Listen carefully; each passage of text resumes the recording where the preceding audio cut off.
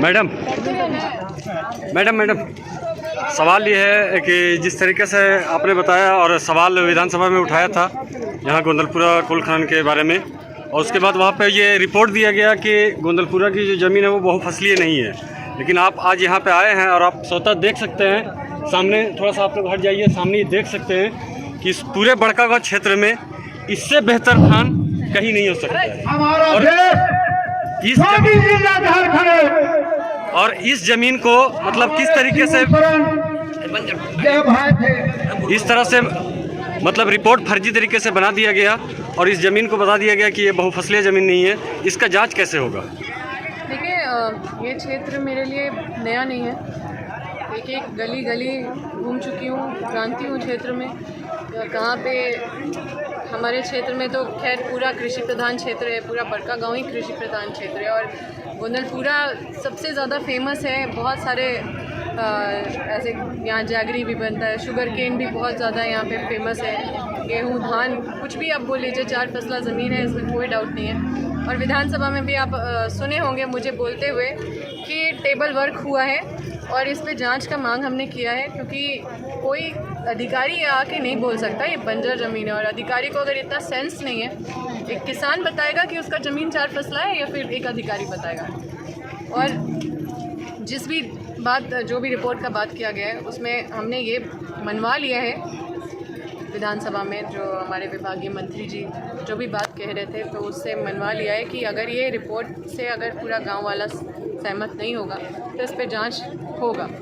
तो बिना ये जांच होगा करके नहीं जब तक नहीं बोला जा रहा था तब तक हम इसमें मान नहीं रहे थे, और जब ये बात हुआ कि इस रिपोर्ट में जांच होगा, जब ये बात बोला गया, तभी हम इस बात को फिर। मैडम, ये ग्रामीण जो है, ग्रामीण मतलब ये चाहते हैं कि ये जो जांच हो इसकी अगुवाई आप करें और जितना जल्द से जल्द हो इसका जांच हो जाए, ताकि ये यहाँ पे निष्कर्ष निकल जाए कि गोंदलपुरा की ज़मीन बहुफसली है।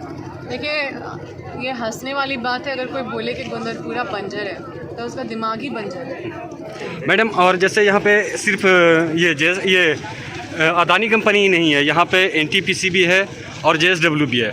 अभी एनटीपीसी के बारे में इस इलाके में एक चर्चा गर्म है कि शायद वो सीबीए एक्ट के तहत फॉरेस्ट से माइनिंग स्टार्ट कर देगी, तो क्या यहाँ पे सीबीए के तहत माइनिंग होगा या लैंड एक्विजिशन बिल के तहत यहाँ पे माइनिंग किया जा सकता है?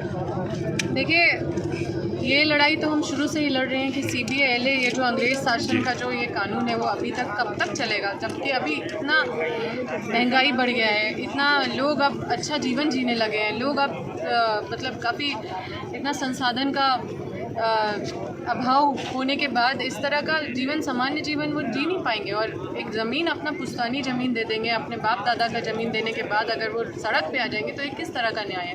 तो विस्थापितों का आवाज़ हमेशा हम विधानसभा में उठाते रहते हैं और विस्थापन आयोग का गठन करने का हम मांग कर रहे हैं, क्योंकि ये केंद्र सरकार का जवाबदेही था कि विस्थापन आयोग का गठन करें, क्योंकि पावर मिनिस्टर, कोल मिनिस्टर सब के उन्हीं के अंतर्गत ये विस्थापित एरिया आता है। लेकिन हम लोग इसका लड़ाई लड़ रहे हैं, हम लोग संघर्ष कर रहे हैं, और हम चाहेंगे कि आपके माध्यम से सांसद महोदय को भी ये बोलना कि ये बहुत गंभीर विषय है, इस पर संवेदनशीलता दिखानी चाहिए।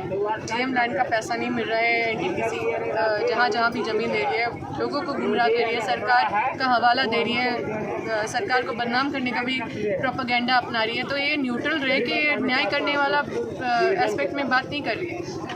हम लोग लड़ लड़ के मुआवजा बढ़ाए हैं। आज तक पहले 5 लाख रुपया मुआवजा मिल रहा था, अभी 25 लाख रुपया मुआवजा मिल रहा है। अब पहले एनयूटी इतना कम मिल रहा था, अभी भी एनयूटी बढ़ाने के लिए संघर्ष कर रहे हैं। तो ये सारा चीज़ सांसद महोदय अगर प्रयास करें तो शायद ज़्यादा आसान हो जाए, हम लोग को अभी जितना मुश्किल हो रहा है उससे ज़्यादा आसान हो जाए। लेकिन ये लड़ाई तो मेरा चलेगा, और जब तक न्याय नहीं मिलेगा क्षेत्र में विस्थापितों के साथ, जब तक न्याय नहीं होगा, क्योंकि ये सिर्फ मेरा क्षेत्र का मामला नहीं है, ये पूरे झारखंड का मामला है।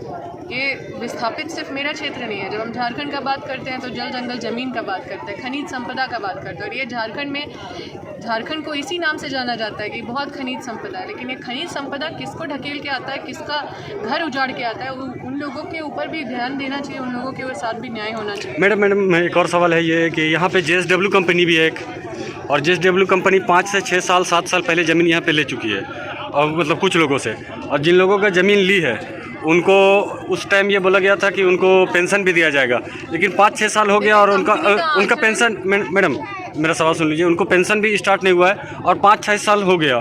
तो 5 साल के बाद ये होता है कि 5 साल तक अगर कोई कंपनी माइनिंग नहीं कर पाती है तो उसको हटा दिया जाता है। तो फिर ये सब कंपनियां जो 4 साल 5 साल 6 साल से यहाँ पे हैं, कुछ ज़मीन लिया है नहीं भी लिया है, तो उसको अब तक क्यों नहीं हटाया जा रहा है?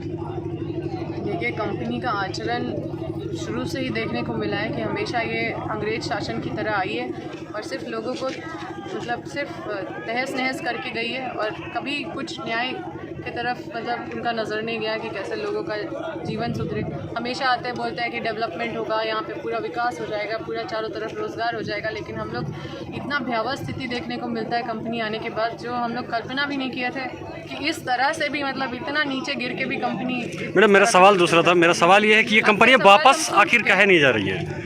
अगर 5 से 6 साल हो गया है, अभी जैसे आप सरकार में हैं, तो आप इस बात को कम से कम, इस बात शायद ये बात आपको आपके संज्ञान में नहीं आया होगा आज से पहले, लेकिन ये हम आपको यहाँ के ग्रामीणों से बात करने के बाद बता रहे हैं। हाँ, ये संज्ञान में नहीं आया होगा, मुझे पता है, क्या कि ये जो JSW है यहाँ पे 6-7-8 साल से है और उस टाइम ज़मीन कुछ आदमी से लिया है, लेकिन अगर 6-7-8 साल में वो माइनिंग नहीं कर पाया है तो उसका कम से कम एलोकेशन रद्द हो जाना चाहिए। इसके लिए कम से कम आप आवाज़ उठाइए, ये ग्रामीणों का मांग है। हम गए हैं उधर, ऐसा नहीं है कि मुझे जानकारी नहीं है। जी। और कई ऐसे लैंड है जिसको हमने वापस करवाया है, आप जान रहे होंगे उधर जी। जैसे इंदिरा पसरिया में आपने करवाया है। पसरिया तरफ जी, हम बहुत सारा जी। मतलब काफ़ी समय का संघर्ष लगा, लेकिन लोगों ने मुझे साथ दिया, अपना सारा डॉक्यूमेंट लेके आए, मेरे साथ कोर्ट गए, कोर्ट में ऐसा जाके अपना सारा चीज़ दाखिल किए, समय समय पे जब भी डेट रहा तो सिंसियर होके वो लोग अपना एफर्ट भी लगाए, तो जाके फिर हम लोग को वो रिज़ल्ट मिला। उसी तरह से हम ये भी कोशिश कर रहे हैं कि उसी प्रक्रिया में इसको भी वापस कराने का काम करें। और हम कंपनी पे बहुत ज़्यादा भरोसा करते नहीं हैं, क्योंकि वो लोग का इसी तरह का तरीका है, वो बस आते हैं, लूट के ले जाना है उनको, किसी तरह से संवेदनशीलता नहीं है कि जिनको उजाड़ रहे हैं उनके लिए हम क्या करें। झारखंड टाइम्स के साथ जुड़ने के लिए हमारे Facebook page Jharkhand times .live को लाइक करें। साथ ही साथ हमारे ऐप झारखंड टाइम्स को गूगल प्ले स्टोर से इंस्टॉल करना बिल्कुल न भूलें।